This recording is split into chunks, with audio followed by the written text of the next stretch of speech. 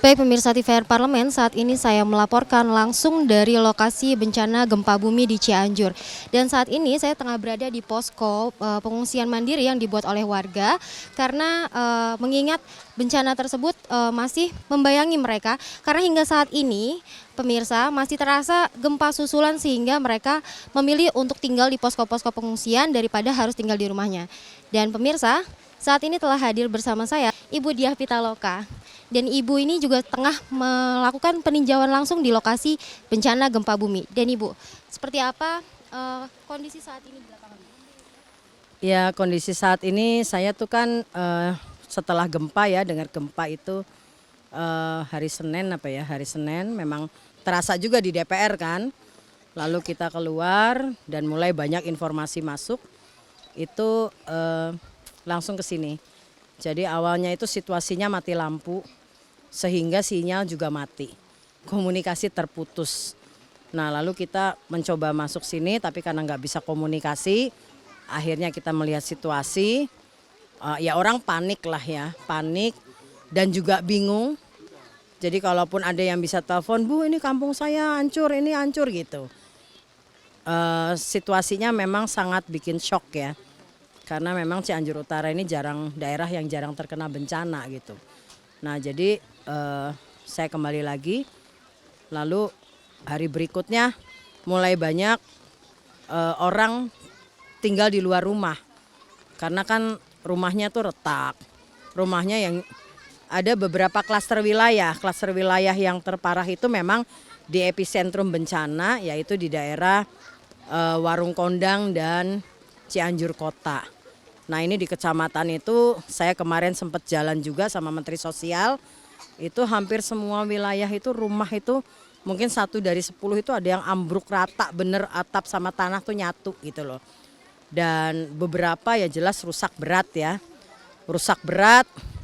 Lalu yang lebih luas, klaster yang lebih luas itu retak-retak. Dan ini saya juga sedang meninjau nih hari ini ke beberapa posko-posko pengungsian di Cianjur Utara, di daerah Pacet, Cipanas, yang mungkin rumahnya tidak berat ambruknya seperti di Cianjur Kota gitu ya, tapi retak-retak gitu. Dan ini kan masih goyang, beberapa sudah mulai mendapatkan tenda, beberapa masih ada yang baik 1 keluarga atau 2 keluarga atau tadi ada 11 keluarga. Itu tendanya mereka punya terpal aja mereka susun menjadi tenda gitu. Atau mereka punya tenda kecil yang orang tua mereka itu ditaruh di tenda kecil gitu. Atau ada yang sakit, ada pinjem tandu itu untuk tidur orang yang sakit itu. Jadi saya rasa perlu juga untuk ada tenda klinik ya, tenda klinik karena ya tadi sakitnya apa Ibu, rata-rata pusing. Mungkin juga karena stres gitu kan. Dan suplai logistik ada beberapa yang memang sudah dapatkan bantuan tapi memang skalanya masih sangat kecil ya. Jadi rata-rata masih membuatnya dapur mandiri atau bareng-bareng dan persediaan makanan memang juga sudah menipis. Mungkin pemerintah juga saya lihat segera membangun garis koordinasi. Nah tapi tentu butuh waktu untuk bisa menjangkau kepada semua warga. Saya juga lihat kemarin misalnya ada Menteri Sosial BNPB di rescue-nya gitu kan, Kementerian Sosial di distribusi logistiknya gitu kan. Dan kebutuhan itu masih sangat banyak gitu. Dan kita tentu berharap ini kayak di sini kan ada dari yayasan gitu kan, tadi juga ada dari Polri. Itu bisa sangat membantu. Tadi juga saya lihat mulai ada toilet portable gitu ya. Atau mobil yang membawa air minum. Karena kondisi wilayah beda-beda, ada yang biasanya airnya tuh pakai pipa. Sekarang pipanya hancur semua. Nah jadi mereka kesulitan air. Nah memang ini harus segera ditangani karena menyangkut kebutuhan dasar hidup gitu. Dan ini menjadi sangat penting juga level ketahanan mental gitu ya. Ini juga perlu diperhatikan untuk segera adanya nemenin gitu loh, menguatkan gitu atau memberikan harapan.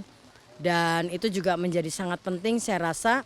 Dan juga saya berharap tentu suplai makanan segera terdistribusi dengan baik. Karena apa? Karena itu akan menimbulkan persoalan lain lagi. sakit, ya kan. Kita juga tentu nggak mau gitu loh apabila pengungsi yang terkena bencana ini sampai kelaparan. Jadi ada beberapa pihak yang sudah mulai membuat dapur umum. Nanti tentu kita juga akan lihat gitu kan, mulai menyampaikan donasi. Ya kita juga berharap ini bisa membantu gitu ya. Di tengah kerja-kerja pemerintah yang memang diharapkan juga cepat gitu ya. Dan saya lihat logistik juga sudah banyak masuk ke kabupaten dan kita berharap itu segera masif terdistribusikan. Saya tadi juga lihat beberapa truk dari Kemensos dan BNPB jalan di jalan-jalan desa. Nah, saya berharap hari ini kita bisa monitor bahwa itu sudah terdistribusikan sampai ke warga. Dan tentu ini juga dalam jangka waktu 1-2 hari ini juga satu progres yang cepat gitu ya. Kita berharap semua kerja cepat, ketahanan logistik juga disiapkan oleh pemerintah. Dan anggaran kebencanaan juga kalau bisa segera ready gitu karena ini menyangkut kebutuhan hidup dasar lah minimal tercukupi dulu di tengah persiapan yang kemarin Bapak Presiden sampaikan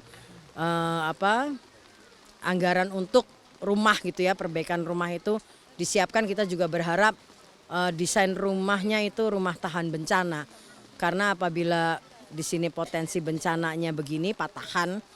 Ini kalau kemarin menurut BMKG kan terjadi setiap 20 tahun nih rentangnya. Nah mungkin dulu penduduknya belum padat, sekarang udah padat gitu. Jadi dampaknya pasti lebih besar. Kita berharap mulai kita pikirkan bagaimana sebetulnya di banyak daerah ya Indonesia ini kan ring of fire gitu ibaratnya daerah yang tingkat kebencananya sangat tinggi. Infrastruktur dengan ketahanan bencana itu menurut saya harus menjadi standar infrastruktur kita.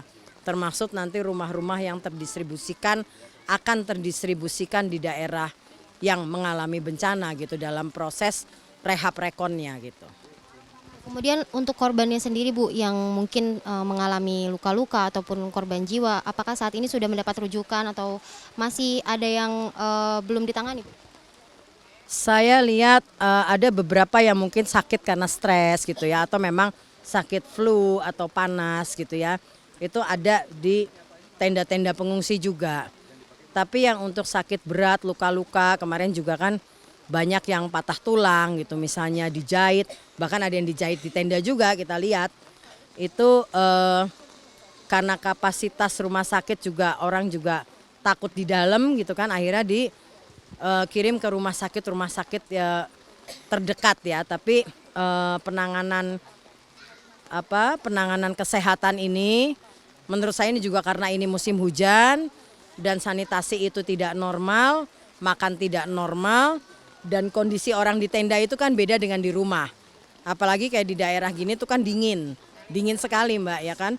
Jadi ya supply vitamin gitu kan atau misalnya juga apapun lah jahe gitu ya atau apa gitu ya untuk ya menjaga imunitas tuh juga sangat penting dan kita berharap juga ada kayak pusat-pusat layanan kecil lah ya bagi mereka yang tinggal di pengungsian gitu supaya juga sakitnya yang misalnya tadinya sakit ringan nggak bertambah parah gitu. Terima kasih Bu atas wawancaranya. Iya. Dan pemirsa itu tadi wawancara saya dengan Ibu Diah Pitaloka dan seperti yang Ibu Diah sampaikan hingga saat ini banyak warga yang mengungsi di posko pengungsian mandiri karena belum mendapat bantuan dari pemerintah dan tentunya warga berharap agar bantuan segera didistribusikan agar mereka dapat bertahan di tengah bencana seperti ini. Dan yang seperti tadi yang disampaikan hingga saat ini juga masih terasa gempa susulan sehingga mereka masih merasa trauma dan takut untuk kembali ke rumah mereka masing-masing. Dan pemirsa, saya melaporkan langsung dari lokasi bencana gempa bumi di Cianjur, Jawa Barat. Saya Rodia, kembali ke studio.